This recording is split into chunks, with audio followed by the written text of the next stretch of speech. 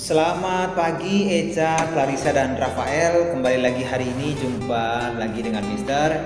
Kita belajar pelajaran agama Katolik. Hari ini pelajaran 17 tentang mujizat Tuhan Yesus ya. Mujizat Tuhan Yesus, kita akan belajar tentang mujizat Tuhan Yesus. Dan sebelum kita belajar, terlebih dahulu kita berdoa ya. Kita berdoa, mengambil sikap berdoa dalam nama Bapa dan Putra dan Roh Kudus. Amin. Allah Bapa di surga, Engkau telah mengutus Yesus ke dunia untuk menyembuhkan banyak orang. Orang lumpuh bisa berjalan, orang buta bisa melihat, orang mati bisa hidup kembali. Ajarilah kami agar semakin percaya kepadamu sebagai Allah sumber hidup kami. Demi Kristus Tuhan dan pengantara kami. Amin.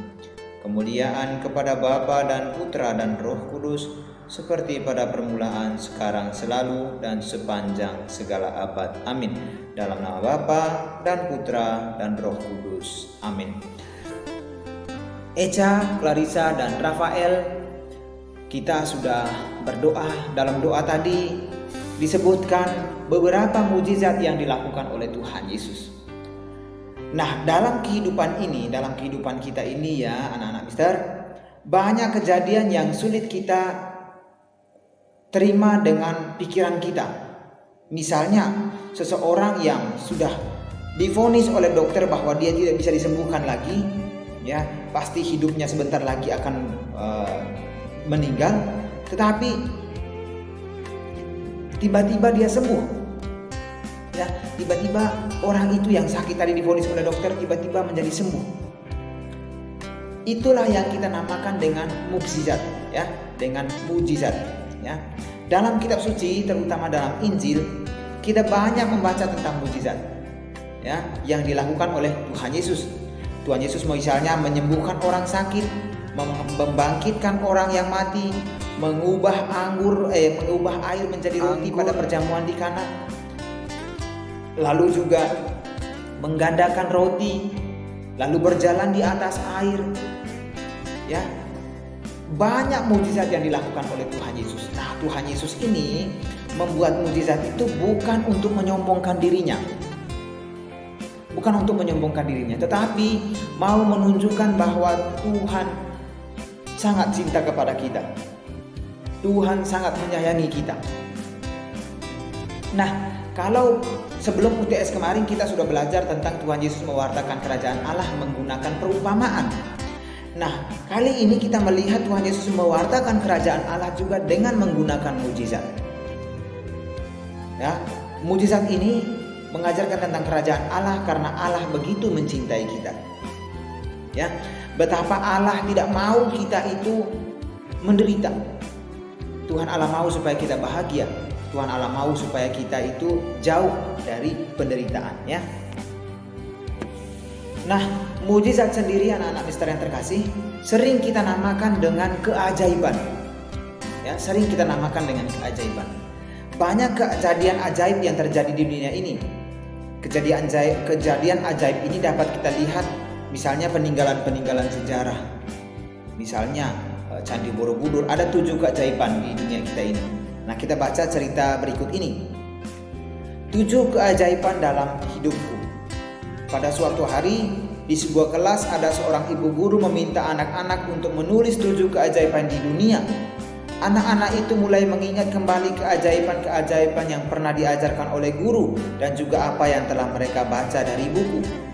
Mereka mulai menulis 7 keajaiban di dunia berdasarkan kesepakatan di seluruh dunia. 7 keajaiban di dunia itu adalah piramida besar yang pertama ya, piramida besar di Mesir. Yang kedua Taj Mahal, yang ketiga Grand Canyon, yang keempat Panama Canal, yang kelima Empire State Building, yang keenam Santo Peter Basilica, dan yang ketujuh tembok Cina. Mereka menulis 7 keajaiban dunia itu.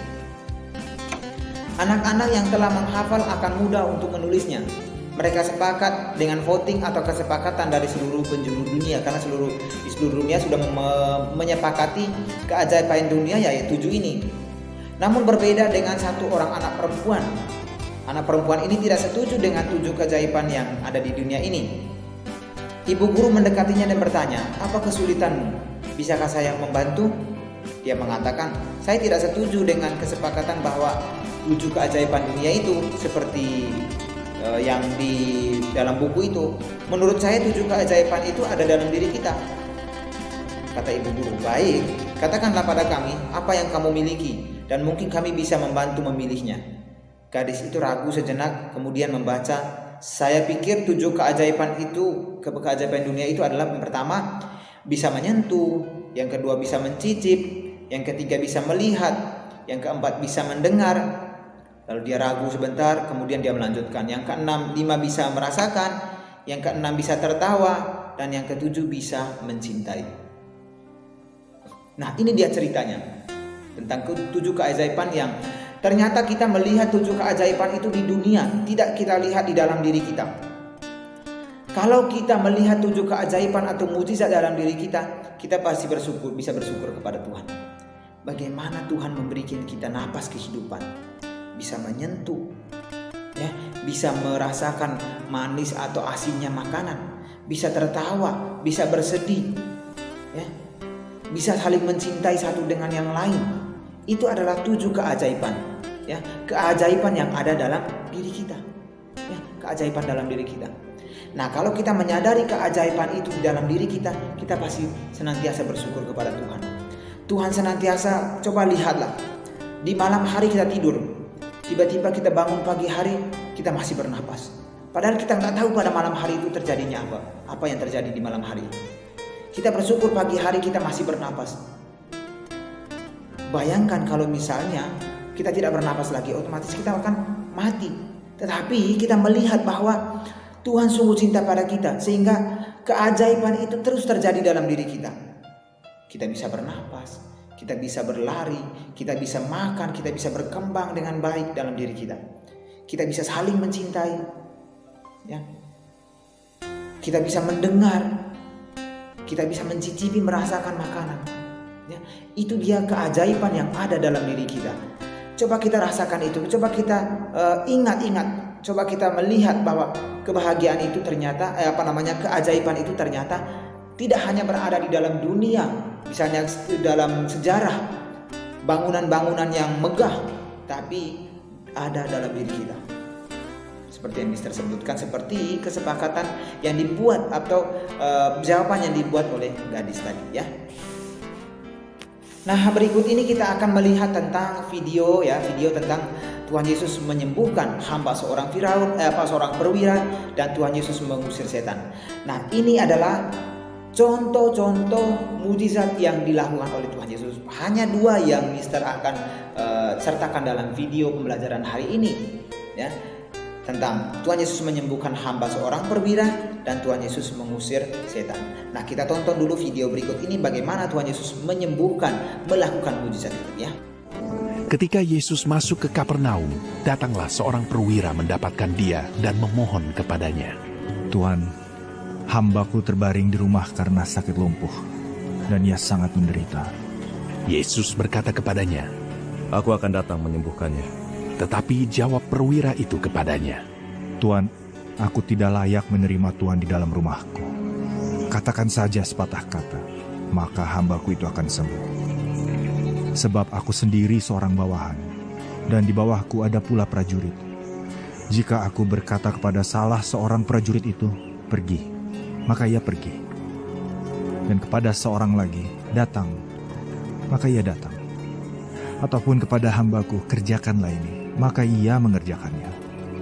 Setelah Yesus mendengar hal itu, heranlah ia dan berkata kepada mereka yang mengikutinya, "Aku berkata kepadamu, sesungguhnya iman sebesar ini tidak pernah aku jumpai pada seorang pun di antara orang Israel." Kemudian Yesus pergi ke Kapernaum, sebuah kota di Galilea, lalu mengajar di situ pada hari-hari Sabat. Mereka takjub mendengar pengajarannya, sebab perkataannya penuh kuasa.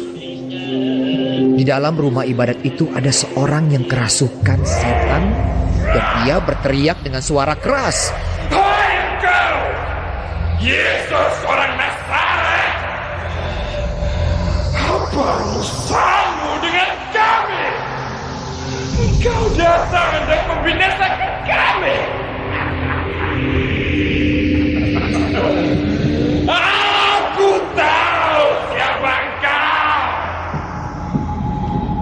yang kudus dari Allah. Tetapi Yesus menghardiknya, katanya, Diam! Keluarlah daripadanya. dan setan itu pun mengempaskan orang itu ke tengah-tengah orang banyak, lalu keluar daripadanya dan sama sekali tidak menyakitinya. Dan semua orang takjub, lalu berkata seorang kepada yang lain, katanya, Alangkah hebatnya perkataan ini, sebab dengan penuh wibawa dan kuasa, ia memberi perintah kepada roh-roh jahat, dan mereka pun keluar. dan tersebarlah berita tentang dia kemana-mana di daerah itu. Kemudian ia meninggalkan rumah ibadat itu dan pergi ke rumah Simon. Adapun ibu mertua Simon demam keras dan mereka meminta kepada Yesus supaya menolong dia. Maka ia berdiri di sisi perempuan itu, lalu menghardik demam itu, dan penyakit itu pun meninggalkan dia. Perempuan itu segera bangun dan melayani mereka.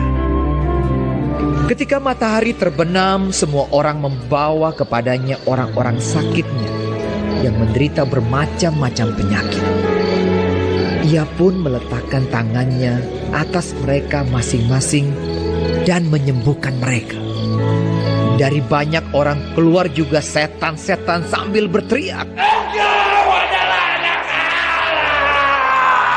Lalu ia dengan keras melarang mereka dan tidak memperbolehkan mereka berbicara, karena mereka tahu bahwa ia adalah Mesias.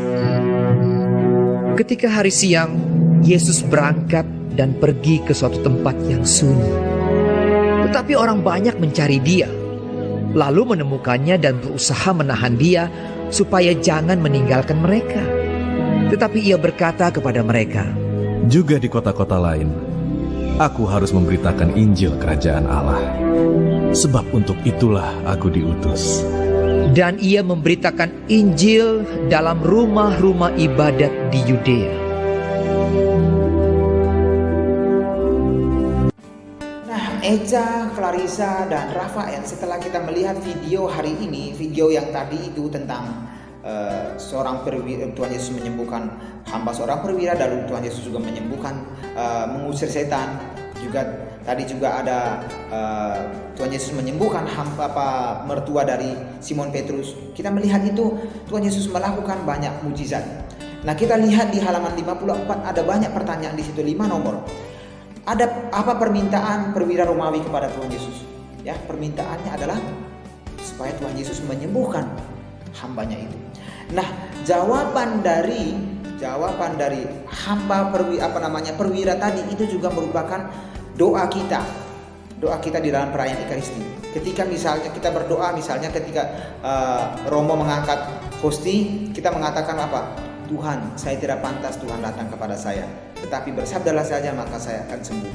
Nah, kata-kata ini kita ambil, dari Injil tadi itu, Injil yang pertama tadi, yang hamba seorang perwira tadi. Tuhan Yesus menyembuhkan hamba seorang perwira tadi. Perwira mengatakan apa? Tuhan, saya tidak layak menerima Tuhan di rumah saya, tapi bersabdalah saja hamba saya itu akan sembuh. Nah, itu juga menjadi doa kita. Kita menganggap diri kita tidak layak di hadapan Tuhan, tapi Tuhan sungguh mencintai kita. Ya, mengapa Tuhan Yesus mau menyembuhkan hamba perwira itu? Ya, kita lihat bagaimana iman dari hamba perwira ini tadi. Ya, imannya kepada Tuhan Yesus. Apa saja yang dilakukan oleh Tuhan Yesus di Kapernaum? Tadi Mister sudah menjawab bahwa Tuhan Yesus mengusir roh jahat dari seorang yang kerasukan setan. Lalu sebelum mengusir itu dia mengajar di rumah ibadat. Lalu yang berikut menyembuhkan juga mertua dari Simon Petrus. Nah, Tuhan Yesus sangat mencintai manusia. Ia tidak mau manusia menderita sengsara. Maka setiap kali kita melihat orang sakit, ya, kita juga pasti harus menyembuhkan, sama seperti Tuhan Yesus mau menyembuhkan mereka. Ada rasa belas kasih, ada cinta kasih di dalam diri Tuhan Yesus kepada orang-orang yang menderita itu. Nah, kita juga kalau misalnya ada orang yang berkekurangan, orang yang menderita, orang yang membutuhkan bantuan kita harus mengikuti teladan Tuhan Yesus. Bagaimana kita juga membantu mereka yang menderita. Ya. Nah, ada syarat tadi mengapa hamba perwira tadi menjadi sembuh. Ada syaratnya, yakni iman dari mereka yang mau disembuhkan oleh Tuhan Yesus. Nah, tadi kita sudah melihat ada 2 video tentang mujizat yang dilakukan oleh Tuhan Yesus. Nah, berikut ini di halaman 54 itu ada kolom nomor 1 sampai nomor 5. Mister minta supaya Echa, Clarissa, dan Rafael mencari di dalam kitab suci tentang mujizat-mujizat yang dilakukan oleh Tuhan Yesus dengan perikopnya. Misalnya mujizat Tuhan Yesus menggandakan 5 roti dan 2 ekor ikan. Di mana perikopnya? Injil itu maksudnya, di kolom Injil itu tulis perikop kitab sucinya. Lalu Tuhan Yesus mengubah air menjadi anggur, itu di Injil mana? Perikop berapa? Tuhan Yesus berjalan di atas air, itu perikop berapa? Perikop apa? Ya. Nah, kemudian di akhir pelajaran silakan mengerjakan bagian evaluasi di halaman nomor 55 sampai 56. Nah, itu saja pelajaran hari ini. Mister berharap Echa, Clarissa, dan Rafael bisa memahami pelajaran hari ini. Dan kalau misalnya tidak dipahami, boleh ditanyakan ke Mister dalam bentuk voice note atau di chat ke Mister ya. Mister, saya tidak mengerti ini, supaya nanti Mister akan menjelaskan ulang ya. Jelaskan ulang supaya anak-anak Mister bisa memahami tentang mujizat yang dilakukan oleh Tuhan Yesus. Nah, demikian aja pelajaran hari ini. Mister berharap bisa dipahami ya, dan juga teladan dari Tuhan Yesus untuk mengasihi orang-orang lain.